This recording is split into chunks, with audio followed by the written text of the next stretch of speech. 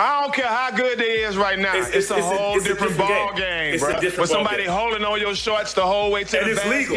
And it's legal. Come on, man. When you run through the paint and you can get bumped, it's different. And that's my argument with people. It's like, it ain't no disrespect to anybody because they're all great. And you're going to argue back and forth and everybody's going to have their opinion. But I'm saying, which rules are we using? LeBron played in 8 NBA finals in a row and made it to the finals 10 times in total. That sounds like total dominance. But Vince Carter recently said something that made people start questioning how great LeBron's career really is. And this isn't set out of anger or jealousy. It was based on stats, history, and clear facts.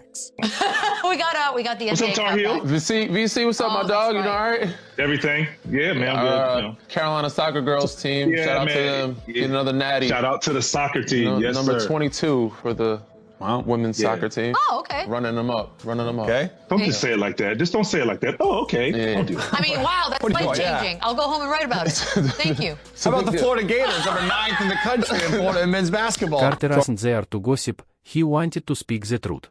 This happened in early 2025 during what people thought would be a retirement interview.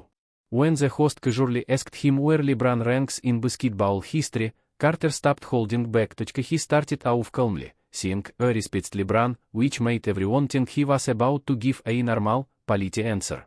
But then he changed the tone. Carter leaned forward and said, "But let's be real about what you're calling dominance here." Well said.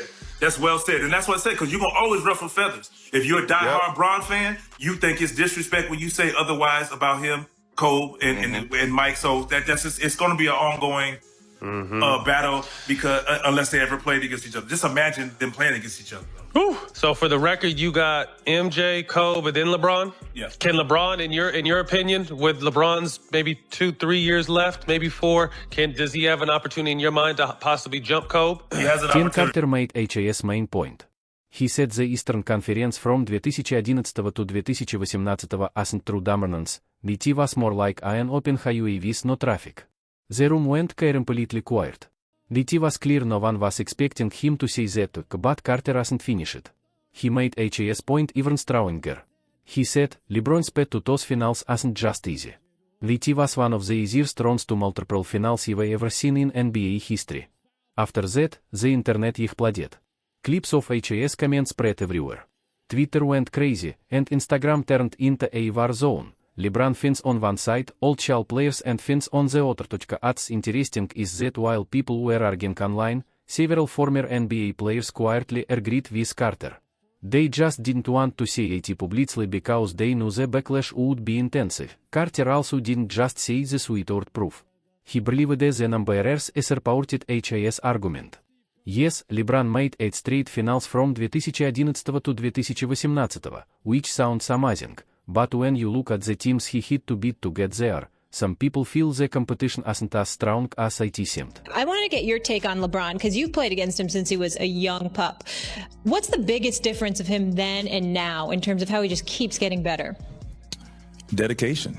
He has goals in mind, what he wants to accomplish, and it's clear that he wants to be the greatest.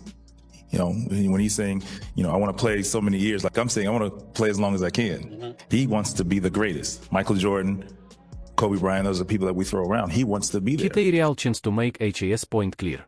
According to Carter, the Eastern Conference during those years wasn't just weak, it was one of the weakest years ever. Some teams with average records were called contenders simply because someone had to make the playoffs. In many seasons, the second-best team in the East might not have even made it past the second round in the West, and some may not have made the playoffs there at all. That's not hate, he argued. It's just how things were. When you look at the win totals, HAS argument makes more sense. During LeBron's 8 straight finals runs, only a few Eastern Conference playoff teams won 55 games or more. At the same time, the Western Conference was full of powerhouse teams winning 55+ games almost every year. In the West, real championship-level teams were getting knocked out in the first round because the competition was so deep. Carter especially pointed to LeBron's years with the Miami Heat from 2011 to 2014. He said when you compare the teams Miami faced in the East to the 12 opponents teams had to battle in the West, the difference is clear. To him, LeBron's pet sometimes looked easier than the grand happening on the other side of the league. Has WHY charters erpinern hit so hard. Beyond the shock and controversy, he believes the number support what is seeing, and sometimes, the truth is uncomfortable and the sport really hit hard. The Boston Celtics were slowly falling apart. The team that once scared the whole league was no longer the same.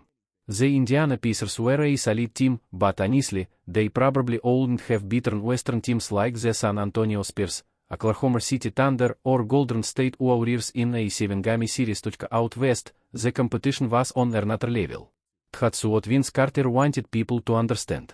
While LeBron was moving through the Eastern playoffs, the Western Conference felt like a ward. San Antonio was still running strong with coach Greg Popovich leading stars like Tim Duncan, Tony Parker, and Manu Ginobili. Then there was Oklahoma City, powered by Kevin Durant and Russell Westbrook at their peak. The Los Angeles Clippers were exciting with Chris Paul and Blake Griffin during the Lob City year. The Warriors were building what would later become one of the greatest teams ever. The Houston Rockets had James Harden dominating defenders. Even the Memphis Grizzlies played tough, physical basketball that could wear any team down. In the West, every playoff round felt like a championship battle. Top-level teams were eliminating each other before even reaching the finals. Series like Spurs vs. Thunder went the full 7 games. Warriors vs. Spurs was intense from start to finish. Carter's point was that many of those Western teams might have moved through the Eastern Conference much more easily.